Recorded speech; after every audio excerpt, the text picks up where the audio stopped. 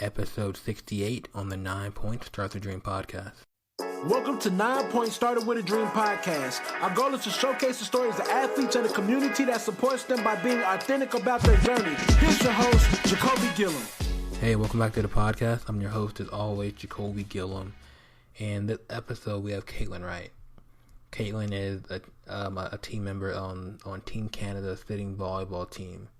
And we recorded this episode a while back, earlier in the year, and I kind of held it for a little bit because I'm bad at this episode of stuff. But hey guys, welcome back to the podcast. I'm your host, as always, Jacoby Gillum. This episode we have Katelyn Wright. She is a para athlete. She's on Team Canada's sitting volleyball team.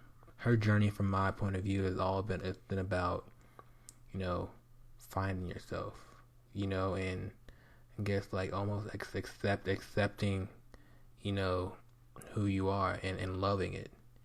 And Katelyn is like, she's so cool and so chill, just to how she just talks about how, she's having fun. And I hope that this episode inspires any athlete out there that just to have fun with the journey, and she's overcome, anxiety and XYZ to get to where she is, and she's now doing things that most athletes dream of, being an Olympian and all these and traveling the world. And so I hope you would listen to her story and gain value from it, and just from where she's been and where she's going. And this kind of goes along with our theme that we kind of have with these next few episodes. It's just about every athlete has their own normal. What's normal for you may not be normal for somebody else, and vice versa. So let's just embrace being an athlete for what it is, because it's a mindset. It's not about how tall you are, how fast you are, whether you have two legs or one leg and it's not one arm, no arm. It's not about the superficial that meets the eye. Being an athlete is something that's internal. But I hope you enjoyed the episode. Katelyn's super dope, and let's get to it. So Katelyn, the question I ask everyone that comes on is, when you're younger as an athlete, what's one of your bigger dreams, the goals you want to achieve? Well, for me, to be honest, I didn't have much of an athletic career as a kid because of what I was born with. I wasn't really able to play much sports. So, that in itself was very hard for me because my family was very athletic. My dad was pretty much just a star athlete, at his schools growing up, and my mom was athletic, and my younger brother was really athletic. So I was, around sports a lot, but it was very hard for me to be able to play them because I just physically wasn't able to. My leg was very sensitive and all that stuff. So, I kind of poured myself into academics. But then once I had my amputation, sports kind of became more of a reality for me. So then at that point, I just wanted to be able to play. So I didn't really have any specific goals as an athlete. But then once I found out about sitting volleyball and I started playing sitting volleyball, then, the goals started to really come out, playing for national team, going to the Paralympics, kind of achieving those higher levels. Kind of going back to when you were younger, you weren't able to play. Kind of like an article you said, like at 12 you were infected with, what was it, strep G? Yeah, it was a strep G necrotizing fasciitis, so it was like a flesh-eating disease. So when you had that, like, what was your mindset when it comes to just how life was, or just how you were going to still live your best life type stuff? Well, for me, my kind of my struggles kind of started from birth. So I was born with, it's called Klippel-Trenaunay-Weber syndrome. It's rare, it's not well known, but it's a vascular and lymph condition. So it affected my entire right leg. So I had a lot of infections and stuff growing up. So hospital stays, medications, a lot of that stuff was very normal for me growing up. So, to me, I didn't really know what it meant to be, a normal kid by, most people's standards. So that kind of thing was my normal. So when I became like really sick at 12, it was just, obviously it was really severe, and like the infections were really bad, but that was still kind of normal for me. So once they told me my leg was going to have to be amputated, like I just, I talked about it a lot with my parents, and we kind of talked about accepting it for what it was and that it was going to be better for me. And so for me, it was kind of an exciting prospect that, okay, I'm going to be able to do more of the normal things, I can do sports and different things. So, it was really scary, but at the same time, it kind of had a little bit of an exciting aspect to it. I can only imagine was it almost like a relief that it's almost like a new chapter of your life was starting. Yeah, totally. It was a fresh start essentially. And I was looking forward to being able to try new things and to, ski for the first time, or, be able to try to run. Like up until that point, I couldn't run foot over foot. I had to kind of do a skip run, and so I was excited to be able to try that kind of stuff for the first time. So how did you land on volleyball out of all the sports you could have kind of went into? So, my story is like quite extensive even after. So like I had my amputation, and, everything was, supposed to be better, but it really wasn't for me for probably about 11 years after my initial amputation. Like I still ended up getting sick quite often after the initial amputation. I still got a lot of infections, so I wasn't really better. So I wasn't really able to play sports still. So that was really unfortunate for me. But once I was 24, and the doctors found out that I had a bone infection in my leg. So I had to have kind of a secondary amputation where they went in and took a few more centimeters of bone off. So then it was like, after that point, I was like, okay, I am determined, like good things are going to happen after this. I'm going to be doing different things. Like I'm going to try these new things. And I had actually shared a hospital room with a girl named Joanne when I had my leg amputated for the first time. And she was having her leg amputated, but she was the captain of the women's national sitting volleyball team. And she and I had kind of stayed in and out of contact throughout the years. And I had met up with her when I was trying sit skiing. And she emailed me and asked me if I wanted to come try sitting volleyball. So kind of once my leg was healed up a bit more, I went and tried it for the first time, and I ended up really falling in love with it and never really looked back after that. So for anyone listening that's kind of like maybe new to the parasport and sitting volleyball, can you explain how it differs from just regular volleyball? Yeah, so sitting volleyball obviously is played sitting. Most times people ask us, like the most common question is, do we play in wheelchairs or on little scooters? The answer to that is no. We sit on the ground. So most of the rules are the same. There are 6 people on the court. The court is smaller and the net is lower. I think for women, the net is 1.05 meters high, and the men is 1.15 meters high, and the court is, I think it's 9 by 6 or something along those lines. But so the court is smaller. So, but there's still 6 people on the court. It's still 3 contacts. You still set, pass, spike. The major differences are that you can block a serve in sitting volleyball. because everything is so much lower to the ground, it comes at you a lot quicker. There's a lot less time for recovery. So yeah, you can block a serve, and when you're playing, your bum has to stay on the ground at all times. Pretty much either, so if you're sliding forward, your hip can be on the ground, but if your butt loses contact with the ground while you're contacting the ball, it's called a lift, and it's a foul. So the team gets a point, the other team. So those are the major differences. That sounds tough. Like just it's all you're thinking about, when it comes to moving around.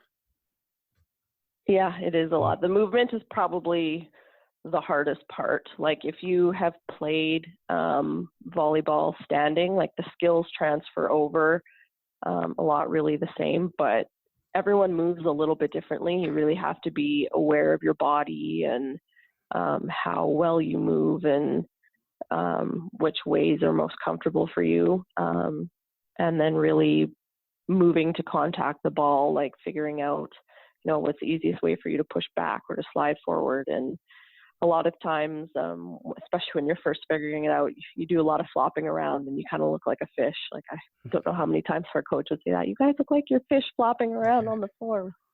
Great. Yeah, that's nice. So if you kind of found this new joy in volleyball, at what point did you kind of figure out like, oh, I can be really good at this?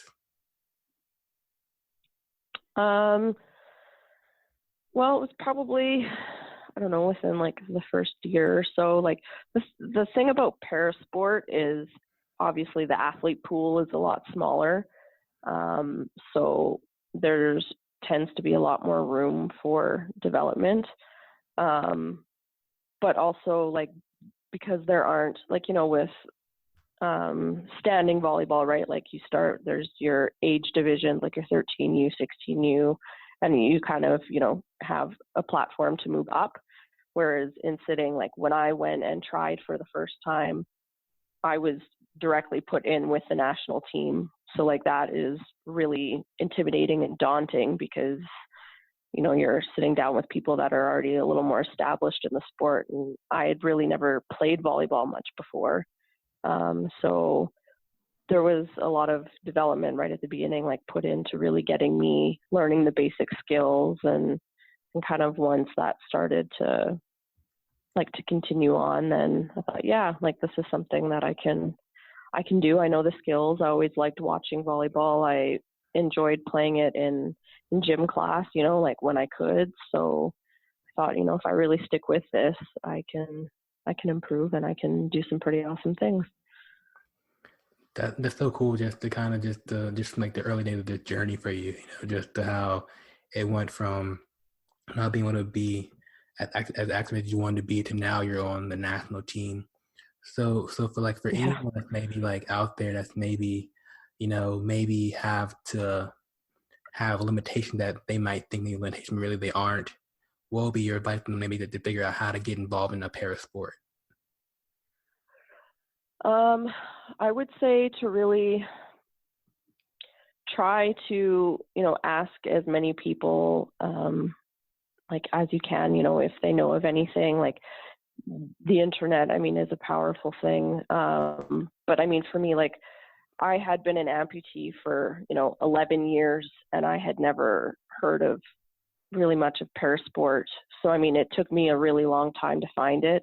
I didn't necessarily seek it out because I didn't think, to me, it didn't really occur like, oh, there's parasport. Like that wasn't, I don't know, that wasn't just something that ever crossed my radar. So I think like the big thing is to really like ask questions, if you're seeing a doctor, if you're seeing like a physiotherapist, like ask them if they know, because a lot of professionals, like the medical professionals, they do have some sort of idea, but they don't always necessarily think to share it with you.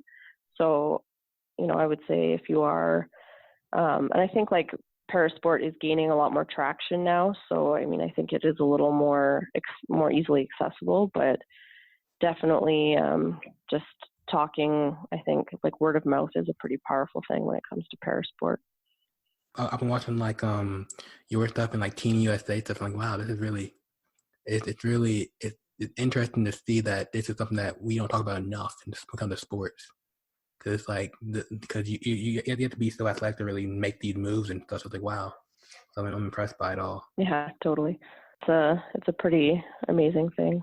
So once you got involved, what was it like? Kind of having that newfound journey as an athlete and be able to travel and just do this new world. Yeah, it's been really awesome. I think like one of the biggest things that I've gained from parasport is like the sense of community.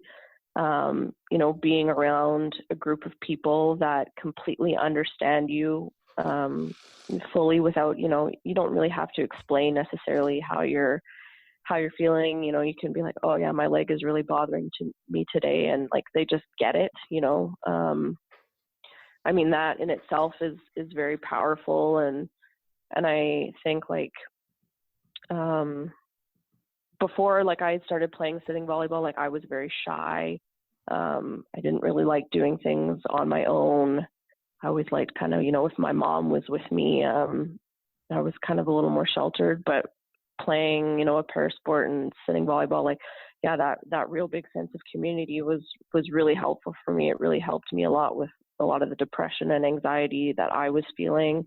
And then, yeah, the travel and everything is just, really an added bonus. Like I've seen a lot of different parts of the world, experienced a lot of different cultures, which is really awesome. And seeing how people adapt, in different parts of the world where, maybe the prosthetic limbs, aren't as advanced, or like the wheelchairs maybe aren't, as advanced as they are in North America. Like kind of seeing other athletes, like too, I think the big thing is like for a lot of us, we're the most like accessibly challenged or, disabled in our group of friends, but then being around people that are far more disabled than yourself, like even that is in itself like really eye-opening, and it's really interesting. So I think like, the travel and obviously the playing the sport and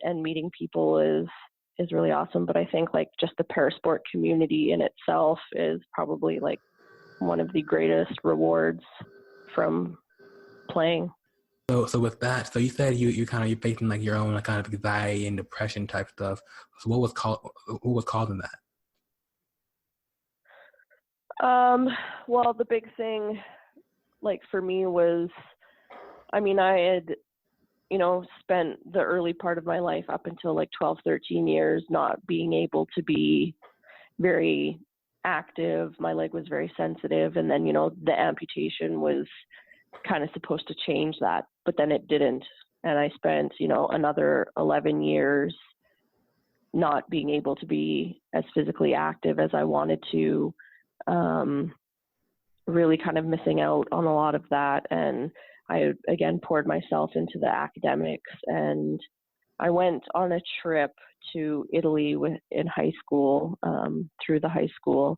And I just, being there and seeing kind of a different part of the world and realizing, there is a lot, I know there are bigger things out there. And I mean, that trip in itself was very tiring for me. Like as amputees, like we use a lot more energy to do the same basic things. So I was very tired when I got back from that trip. And I don't know, finding the motivation to kind of get back into schoolwork and stuff was very hard for me. And I just kind of had been coping for so long that it kind of caught up to me, I guess. And then I just couldn't really do it anymore. So I really, struggled academically after that. And I kind of sheltered myself, and yeah, it was very hard. I can relate to that for sure. And yeah. It's like that cloud over you, right? Totally. Yeah. And it's just sometimes no matter how hard you try, you just can't seem to get out of it. Mm. You like look like past like the parasport stuff right now, the volleyball, and just like what does Katelyn enjoy doing outside of sports? Oh, other than sports, well, I mean, I've really started, I don't know, it's not specifically like volleyball, but like I've started swimming and just trying different things on my own. Like, before I never would have stepped foot in a gym, like on my own. So I find that I have, I guess, a lot more of the self-confidence to try new things. Before, like with my prosthetic, I used to wear a cover over it to make it look, it was like skin colored for myself, and tried to kind of hide it as much as I could because I wanted to be seen as normal as I possibly could. Now, I don't need a cover on my leg. Like it's fine for it to be, its normal state. And like my confidence has really grown. So now like I really like, going out to see a movie or, hanging out with my friends, just trying new things, traveling. I just think like the big confidence piece, like I'm willing to try anything, and I'm okay with the fact that I have a prosthetic and it looks different and everyone's going to stare, but I don't know, I just think like I'm willing to try anything. And normal's overrated anyway. Yeah, it is. Well, I mean, everybody has a different normal, right? Yeah. I mean, that's like kind of the big thing that I really found is, like there's always the standard you see, like whether it be magazines, TV, social media, anything, like what is normal? Like my normal is different from your normal, is different from my best friend's normal, from my parents' normal. Like everybody has their own normal, and like that's cool. That in itself is really awesome.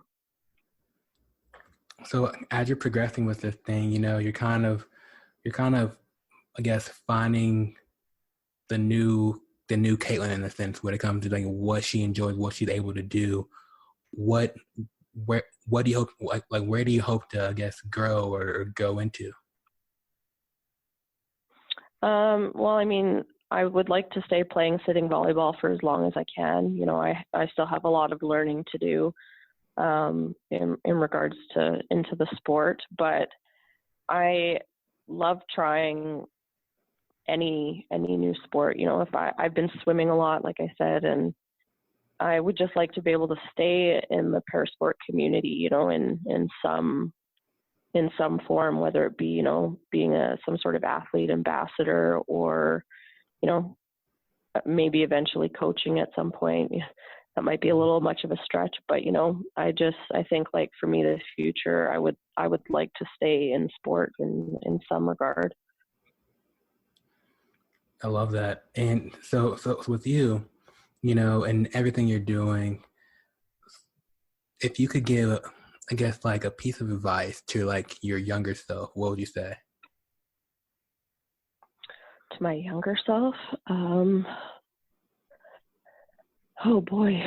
That's something I've thought about a lot, but it's still kind of hard to put together. But I think a big thing is to really sometimes just to take a step back and to be easy on myself. Like I've always been a very competitive person and someone I'm very, very hard on myself, in sport, in life. So I think the big thing would be, to just sometimes take a step back, take a breath, kind of acknowledge, what is happening, but then also just push forward. Just, you got this. And just from like the community that you're building, what's it like, being part of Team Canada? Oh, it's been a whirlwind. I've met a lot of like different athletes. I mean, it kind of, I don't know, it kind of almost has this air about it. Like it's kind of like this next level standard, I guess. It feels pretty awesome to be able to be a part of, kind of this exclusive club almost, like, you really had to work hard to earn your spot there or to keep your spot there. So knowing that, you've pushed yourself to be able to make it there. Like that's a pretty awesome feeling. And to be able to, you know, for us, like wear the maple leaf and to be able to represent our country and, you know, say like we've worked really hard to get here and to keep going. Like, I think just like being able to represent your country and, you know, that's a really awesome feeling. What's been the most memorable experience so far with being on a team? Ooh, there's been a lot. I think probably some of the highlights were when we qualified for the Rio 2016 Paralympics. That felt really great. But then the Paralympics themselves, like that was being at the opening ceremonies, you know, being in the athletes village with all these different athletes that are world class and, you know, competing. And I think walking into the arena for the first time for our first match, we played Brazil, and there was 8,000 people in the crowd, and hearing everyone cheering and just being really excited, like for parasport, you know, for us to sit down and play, like that was pretty mind blowing. That was pretty surreal. How's the food? You couldn't help but smile. The food was actually pretty good. They did a good job trying to sample foods from different parts of the world to kind of get everyone used to, or getting foods, I guess, that they were more used to eating. So in Rio, I think they did a really good job of that. It was actually quite good. McDonald's? Well, they didn't really, you know, there was a McDonald's in the athletes village, but we didn't have any of that until after all of our matches were done. But it was good. They had these like cheese sticks that they don't have at any McDonald's in Canada, so that was kind of interesting to try. But they were good. Yeah, no, like in the village, like, you know, they had a lot of fruit, and for us, you know, a lot of like rice, carbs. They tried to kind of get fueling foods, so yeah, that was good. Awesome. So Katelyn, so if you had a book about your journey, what would you call it? Oh my goodness, these are hard questions. I would probably say maybe something like Redefining Normal or Finding My Normal, maybe something like that. Love that.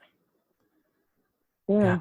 And I think what's just cool is like I'm realizing that I want to share more Paris stories because there's not enough out there yet, you know. And no, there's not. And I think there's so many kids out there, you know, or adults as well that have abilities but just they can't find their normal. And I think like what you're saying, just we can shed more light, share more stories about, you know, athletes like you that are still, you know, they're achieving big things, but in their own version. And I think we can kind of really help, you know, facilitate the growth of the sport. Totally. Yeah. And like one of the great things about like parasport is that, you know, a lot of the athletes, like, we have such an opportunity to build each of our sports, to encourage people to try them. And, you know, one of the great things about parasport is anybody can try it. You know, any able-bodied person can sit on the floor and play sitting volleyball. Any able-bodied person can sit in a sled and play sledge hockey, or, you know, sit in a wheelchair and try wheelchair basketball. Like it all transfers. So I think like even, you know, getting a lot of able-bodied people trying the sports, like seeing, you know, it's a lot harder than it looks. And like, I think once people do that, you know, it kind of builds, you know, a new respect towards para athletes, and because people just don't understand, right? And that's the big thing, is that a lot of times people don't try to, you know, I guess discriminate, or they don't try to, you know, be offensive or anything like that, but they just don't understand. So like, you know, being able to try it because like guaranteed, right? If any para person could, they would try the able-bodied version of the sport. So I think like just promoting that and, you know, sharing that anybody can try para sport. You know, you might not be able to play it at, you know, the high levels, but it's definitely accessible and anybody can try it. I'm gonna give it a shot. I'm pretty bad at volleyball. Do it. I'm not bad. I'm just not the most coordinated, but I think I'm gonna give it a shot. I'll play you one day. Yeah, do it. If we're ever down in the States again, we can invite you out and you can come play with us. Definitely. So last question for you. People kind of find more about, you know, the Team Canada team and you on social media.